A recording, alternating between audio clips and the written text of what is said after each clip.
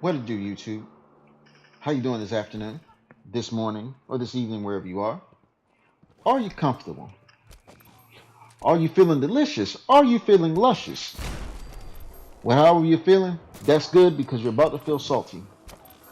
I've been thinking about this for a while, watching tons of gaming news for years. My voice is annoying, so I didn't want to put jack squat on the internet. However, this needs to be addressed. The question of why companies are taking the stance on loot boxes like they're doing. Not the good stance, but the poor stance. And let me bring something up to you now. Explain it this way, and then you're immediately going to understand exactly why companies are doing things the way they're doing. Okay? So let's look at EA, the poster child for horrible business practices. Excuse me. If I was a wealthy person, or if you were a wealthy person, I wanted you to invest in my company. What you would do is expect an immediate return or expect some type of gain that assists you, that makes you feel better about this investment.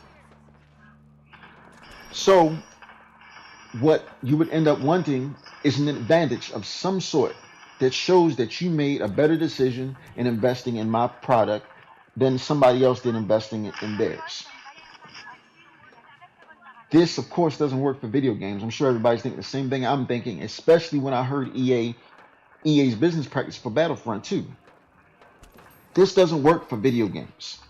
This this right here only applies to financial, stocks and such.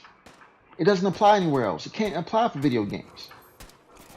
This is why I came to the conclusion, and everybody's going to agree with me, that EA is not being run by people who understand video games. They're being ran by people who understand investing and understand finance. They don't get the concept that people are willing to pay for a red Darth Vader, a pink lightsaber, a yellow lightsaber, a green Darth Maul, indigo blue Luke Skywalker. Nobody gets these things. Well, specifically, EA doesn't get these things. For them, it's stupid. They don't understand that why in the world would somebody be willing to spend money on something so stupid? They need to understand, not just them, because they're not the only ones. I'm sure we all agree they are not the only ones. Activision is right on their heels. They need to understand first and foremost that video games are entertainment. They are for fun. They are not an investment that people are going to put money into so that they can get a specific advantage. That's not how these games work. Unless you're working on the competitive side of video gaming, this is not for your livelihood. And even if you are on the competitive side, loot boxes aren't even going to be allowed in a competition.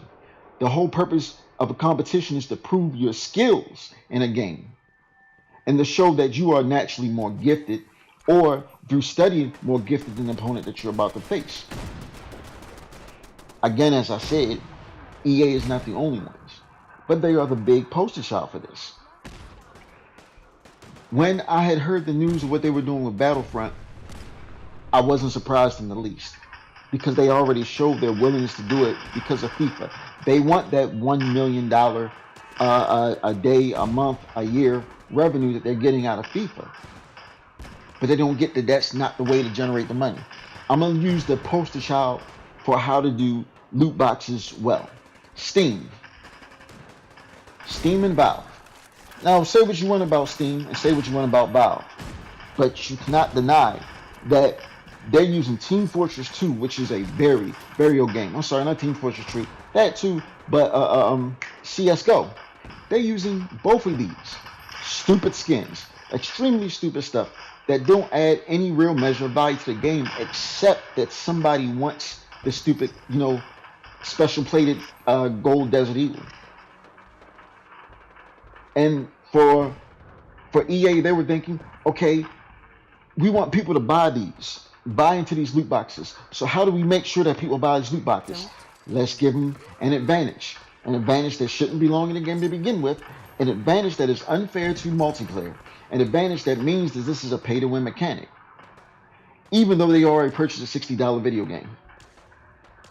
Nobody ever that had sense thought this was a good idea. I'm almost willing to bet that DICE didn't even think this is a good idea. but EA wants that money. Until we as the consumer cripple businesses like EA by not buying any of their products and making them understand that video games are entertainment first, then this is going to keep happening. EA is keeping absolutely silent about Battlefront. Silent. They're not even going to bring it up.